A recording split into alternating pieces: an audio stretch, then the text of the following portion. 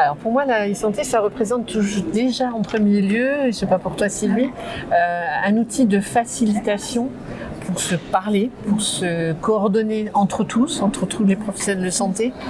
Mais surtout, ça pourrait être aussi un outil facilitant aussi pour prendre en charge nos patients.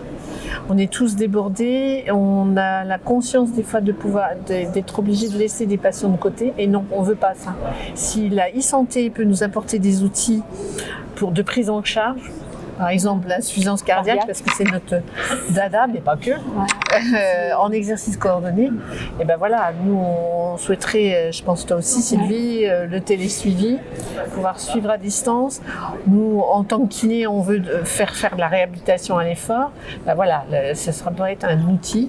Et toi, pour toi, c'est... Alors, la e-santé, pour la profession des infirmières, c'est aussi une nouvelle pratique. C'est quelque chose de novateur.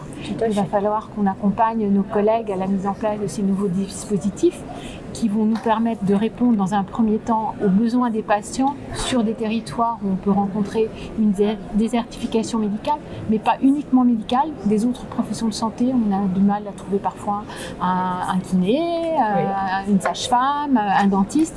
Donc tous ces outils nouveaux de coordination que vont être les outils de e-santé, ça va être quelque chose de très important. On a un nouvel outil qui est porté par Pulsi depuis la semaine dernière et qui va être l'outil Parceo, qui va être une plateforme de coordination de tous les acteurs qui gravitent autour du patient et qui va nous permettre de communiquer de façon sécurisée les uns avec les autres, mais aussi de faire le lien avec l'hôpital.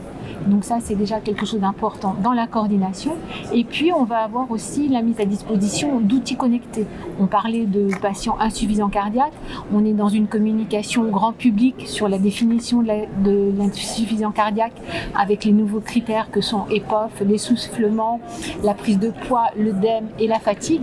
Et on va pouvoir mettre à disposition des patients des outils connectés que seront par exemple un tensiomètre connecté, un saturomètre connecté et qui nous permettront de faire des relèves de constantes de façon régulière avec des alertes et nous permettre d'avoir un lien avec l'ensemble des acteurs et l'équipe médicale pour faire gagner du temps de soins et du temps médical.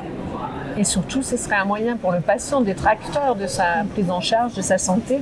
C'est-à-dire que nous, en tant que kiné, on va lui donner des consignes d'exercices à faire, des consignes d'activité physique, si ce n'est qu'un cyclo-ergomètre. Et avec un outil connecté, nous, depuis notre cabinet, on peut suivre toutes les constantes et surtout alerter le médecin à l'instant T. Donc voilà, ça c'est vraiment une optimisation. Et j'irais même plus loin, si ça peut éviter l'hospitalisation, eh ben voilà, on aurait tout gagné.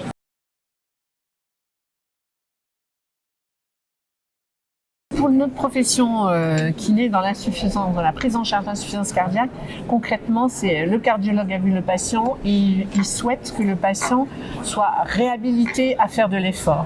Donc dans la réhabilitation à l'effort, c'est hyper important. Il y a eu un test d'effort chez le cardiologue et nous, c'est le suivi et la prise en charge. Donc c'est-à-dire concrètement, il va venir 3 fois par semaine à notre cabinet. Il y a des efforts à faire sur un vélo, sur un tapis de marche et tout est relié, connecté. Il nous faut absolument la tension, la saturation, les pulsations, tous les critères qu'on peut voir aggravants. Et surtout, c'est rassurer le patient pour lui montrer ses capacités physiques à reprendre des activités.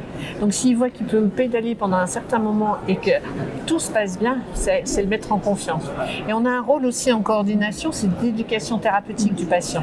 On est là pour parler tous le même langage, aussi bien sur son alimentation, sur les précautions à prendre, le stimuler à faire des exercices et surtout la e-santé connectée, les outils connectés, il peut reproduire ces mêmes efforts chez lui en toute quiétude et il peut surtout faire ça en sécurité parce qu'il sait qu'il est suivi. S'il a une montre, à part d'une montre ou un autre procédé qui est connecté, il n'y a aucun souci pour lui et il se prend en charge et devient acteur de sa prise en charge.